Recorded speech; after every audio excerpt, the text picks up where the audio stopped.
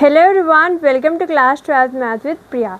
तो आज हम डिस्कस करेंगे miscellaneous exercise of chapter number 2 inverse trigonometry function and उसका क्वेश्चन नंबर 1 एंड 2। तो चलिए देखते हैं क्वेश्चन नंबर 1 एंड 2 क्या है। तो क्वेश्चन नंबर 1 है हमारे पास कॉस इनवर्स कॉस 13π/6, इसकी वैल्यू हमें यहाँ पे फाइंड आउट करनी है। तो सबसे पहले यहाँ पे दिख रहा है कॉस इनवर्स एंड कॉस। तो हम यहाँ पे क्या करेंगे, इसको देखेंगे कि कॉस इनवर्स कॉस ऐसी अपने एक प्रॉपर्टी पड़ी हुई है। जब भी आप ऐसा क्वेश्चन देखते हो तो आपको याद आती है प्रॉपर्टी कि कॉस इनवर्स अगर कॉस थीटा लिखा हुआ हो तो हम उसको लिखते थे थीटा, ओके। बट केवल इतना ही लिखते थे क्या? यहाँ पे जो थीटा है ये किसको बिलोंग करना चाहिए? ये थीटा बिलोंग करना चाहिए 0 to π में, अगर हम बात कर रहे हैं कॉस की। क्यों? क्योंकि ये रेंज होती है कॉस इनवर्स की। तो cos inverse cos theta theta की इक्वल होता है अगर थीटा बिलोंग करे 0 to π इंटरवल में। अब यहाँ पे थीटा की जगह पे क्या आ रहा है? 13π/6 आ रहा है। यानी कि हमें यहाँ पे चेक करना पड़ेगा कि ये थीटा इस इंटरवल में बिलोंग करता है या नहीं करता है। अगर करता है तो डायरेक्टली लिख देंगे, अगर नहीं करता है तो हम उसको थोड़ा सा सॉल्व करेंगे। तो यहाँ पे ये थीटा है 13π/6, इसको कैसे चेक करेंगे कि ये इस इंटरवल में आता है या नहीं आता है? तो पाई जहाँ पे भी लिखा हुआ हो वहाँ पे आप 180 डिग्री पुट कर दीजिए।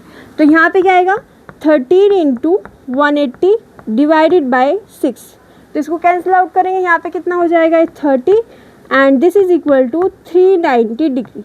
ठीक है, ये तो पाई से बहुत ज़्यादा आगे जा रहा है, यानी कि ये जो है हमारे इस इंटरवल में नहीं आ रहा है, यानी कि ये जो एंगल है वो इस इंटरवल में लाइन नहीं कर रहा है। अभी लाइन नहीं कर रहा है तो हमें इसको लाइन करना पड़ेगा, इसको हमें इस इंटरवल में बनाना पड़ेगा। कैसे बनाएंगे? तो बनाने के लिए हम इसको ब्रेक डाउन कर देंगे। ये जो 13π/6 लिख रहा है ना, इसको हम ब्रेक डाउन कर देंगे। अब ब्रेक डाउन कैसे करते हैं वो इम्पोर्टेंट है कि ब्रेक डाउन किया कैसे जाता है। तो यहाँ पे हम ब्रेक डाउन करेंगे कॉस इनवर्स कॉस इस एंगल को, ठीक है। अब उसके लिए दो चीज़ें हैं जो आप अगर थोड़ा सा ध्यान रखोगे तो इजीली ब्रेक डाउन हो जाएगा। यहाँ पे क्या लिखा हुआ है? 13π/6 लिखा हुआ है ना। तो जनरली ये जो हमारे पास π/6 मतलब ये जो डिनोमिनेटर में लिखा हुआ होता है ना, उसको आप लिख दीजिए यहाँ पे ऐसे करके π/6, ठीक है। ये जो नीचे लिखा हुआ होता है जनरली वही आता है। तो यहाँ पे π/6 हमने यहाँ पे लिख दिया।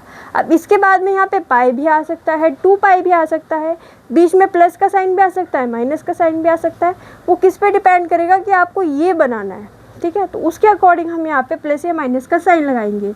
अब यहाँ पे पाई लेंगे कि 2π लेंगे? तो पाई अगर आप लेके देखो तो 6 और यहाँ पे सपोज करो प्लस का साइन लगा दो तो ये तो 7π/6 बन रहा है। बट हमें क्या चाहिए? 13π/6। तो यानी कि हम यहाँ पे पाई तो नहीं लेंगे क्योंकि पाई से हमारा जो है यहाँ पे काम नहीं बन रहा है, तो कुछ और लेना पड़ेगा, ठीक है। कुछ और क्या ले सकते हैं? 2π। तो चलिए 2π लेके देखते हैं। तो 2π जब हमने यहाँ पे लिया तो 6 2 = 12 प्लस पाई, यानी कि ये हो जाएगा 13π और नीचे कितना आ जाएगा? 6। यानी कि हम इसको इस तरीके से ब्रेक डाउन कर सकते हैं। तो इसको हम इस तरीके से लिख सकते हैं, ओके। कैसे लिखा? पहले यहाँ पे इसको लिख दिया π/6, फिर चेक किया तो 2π में ये एग्जैक्टली बन रहा था। तो हम क्या करेंगे, इसको हम लिख देंगे 2π प्लस π/6, ओके। तो ये स्टेप कैसे आया, कैसे ब्रेक डाउन किया वो हमने यहाँ पे डिस्कस कर लिया। अब इसके बाद में ये जो 2π/6 लिखा हुआ है, 2π प्लस π/6 लिखा हुआ है, ये कैसे हम सॉल्व करेंगे उसका स्टेप देखते हैं। तो यहाँ पे इसको हम रफ कर देते हैं, ओके। तो अब आपको बनाना पड़ेगा क्वाड्रेंट और उसमें चेक करना पड़ेगा कि किस तरीके से आता है। तो हम यहाँ पे क्वाड्रेंट बना लेते हैं, ठीक है। अब यहाँ पे क्या होता है? पाई और ये होता है 2π, ओके। अब यहाँ पे क्या हो रहा है? 2π प्लस समथिंग। 2π प्लस समथिंग कौन से क्वाड्रेंट में जाता है? फर्स्ट क्वाड्रेंट में। यानी कि 2π में कुछ ऐड कर दो तो कहाँ पे आओगे? फर्स्ट में। अब ये जो 2π प्लस समथिंग जा रहा है ये फर्स्ट में जा रहा है और फर्स्ट में सभी ऑल ट्रिग्नोमेट्री फंक्शन क्या होते हैं? पॉजिटिव, ठीक है। तो यानी कि ये जो कॉस है वो पॉजिटिव ही होगा, ओके। अब दूसरी चीज़ है कि यहाँ पे पाई है, तो जब भी पाई का मल्टीपल होता है तो अगर कॉस है तो वो कॉस ही रहता है, साइन है तो साइन ही रहेगा। मतलब हम यहाँ पे क्या कह रहे हैं कि सिंपली आप इसको लिख सकते हो कॉस, ठीक है।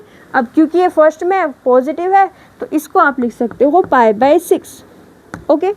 अब यहाँ पे चेक करो, ये अब थीटा हो गया, ये थीटा इसके इंटरवल में बीच में आ रहा है या नहीं आ रहा है? जो रेंज है हमारे पास 0 to π उसमें तो ये आ रहा है π/6, यानी कि अब हम इसको क्या लिख सकते हैं, पाई बाय 6 लिख सकते हैं। सो हम यहाँ पे क्या लिखेंगे कि पाई बाय 6 जो है वो बिलोंग करता है, आता है 0 to पाई इंटरवल के अंदर। तो हम इसको बाय प्रॉपर्टी क्या लिख सकते हैं, पाई बाय 6 लिख सकते हैं। तो ये आ जाएगा हमारे पास इसका आंसर। ठीक है, तो स्टेप बाय स्टेप किस तरीके से हमने किया, पहले इसको ब्रेक डाउन किया, ब्रेक डाउन करने के बाद में क्वाड्रेंट में चले और उसके बाद में हमने यहाँ पे प्रॉपर्टी लगा के इसको ईजिली सॉल्व कर लिया। ठीक है, अब देखते हैं क्वेश्चन नंबर 2। तो क्वेश्चन नंबर 2 को देखते हैं कि इसको कैसे सॉल्व करना है। तो फिर से यहाँ पे चेक कीजिए कि क्या है हमारे पास, tan इनवर्स tan थीटा, ये वाली प्रॉपर्टी हमें यूज़ करनी है। उसके लिए आपको रेंज चेक करनी पड़ेगी। अब रेंज क्या होती है tan इनवर्स की, रेंज क्या होती है tan इनवर्स की, -π/2 से π/2। यस, तो यहाँ पे इसके बीच में ये आता है या नहीं आता है, फिर से चेक कर लीजिए। तो यहाँ पे क्या लिखेंगे हम, पाई की जगह यहाँ पे 180 डिग्री अपॉन 6। तो ये कितना हो जाएगा हमारे पास 30, यानी कि आएगा 210। फिर से ये π/2 से आगे जा रहा है, 90 से आगे वाला एंगल है, तो इसको हमें बनाना पड़ेगा, फिर से ब्रेक डाउन करना पड़ेगा। तो ब्रेक डाउन करने के लिए अब फिर से देखो यहाँ पे 7π/6 है, तो यहाँ पे 7π/6 जो है इसको हम कैसे ब्रेक डाउन करेंगे, π/6 मतलब जो डिनोमिनेटर होता है वो लिख दीजिए यहाँ पे π/6। ठीक है, अब यहाँ पे चेक करो कि पाई लेंगे या 2 पाई लेंगे। तो 2 पाई में तो अभी देखा था हमने आगे का एंगल जाता है, यहाँ पे आप पाई ले लीजिए, पाई। अब प्लस करें या माइनस करें, तो माइनस में तो ये 5π/6 हो जाएगा, इसलिए हम यहाँ पे प्लस का साइन लगा देते हैं और चेक कीजिए 6π + पाई 7π/6 हो गया। यानी कि हम इसको इस तरीके से लिख सकते हैं। तो इसको अब हम इसी तरीके से लिख देते हैं। तो यहाँ पे क्या आएगा, यस tan इनवर्स, आगे बताइए यहाँ पे आएगा tan, और इसको हमने कैसे ब्रेक डाउन कर दिया है, पाई + π/6 से, तो पाई + π/6। ओके, आई होप ये स्टेप क्लियर है आपको कि ये पाई + π/6 कहाँ से आ गया और किस तरीके से हमने इसको ब्रेक किया। ओके, अब फिर से क्वाड्रेंट में चलते हैं, चेक करते हैं कि ये पॉजिटिव होगा या फिर नेगेटिव होगा। एक चीज़ तो श्योर है कि पाई है तो tan ही रहेगा। ठीक है, अब साइन चेक करते हैं। तो यहाँ पे पाई है, पाई प्लस समथिंग जा रहा है, पाई प्लस समथिंग मतलब पाई में कुछ ऐड कर रहे हैं। कौन से क्वाड्रेंट में जाएगा, थर्ड क्वाड्रेंट में। यहाँ पे tan और उसका रेसिप्रोकल पॉजिटिव होता है, तो यहाँ पे ये भी क्या आ जाएगा, पॉजिटिव। यानी कि हम यहाँ पे क्या करेंगे, सिंपली इसको लिख देंगे tan, पॉजिटिव है तो π/6। ओके, तो tan किसकी वजह से आया यहाँ पे, पाई की वजह से, और यहाँ पे ये π/6 पॉजिटिव कैसे आया, क्वाड्रेंट में चल के। अब फिर से ये जो है बिलोंग करता है रेंज को, यस, π/6 जो है बिलोंग करता है किसमें, इंटरवल में -π/2 से π/2 में। ठीक है, तो हम यहाँ पे डायरेक्टली क्या लिख सकते हैं, इसको π/6 लिख सकते हैं और ये हो जाएगा हमारे पास इसका आंसर। ठीक है, तो फिर से हमने यहाँ पे ब्रेक डाउन किया, इसके बाद में इसको प्रॉपर्टी से, क्योंकि ये बिलोंग कर रहा है तो इसका आंसर कितना आ गया, π/6। ठीक है, तो अब आप इसका स्क्रीनशॉट ले सकते हैं। ओके, तो ये हो गया हमारे पास क्वेश्चन नंबर 1 और 2। अगली क्लास में हम आगे के क्वेश्चन सॉल्व करेंगे। अगर आपको हमारी वीडियो अच्छी लगी है तो please like, share and subscribe. Thank you so much for watching.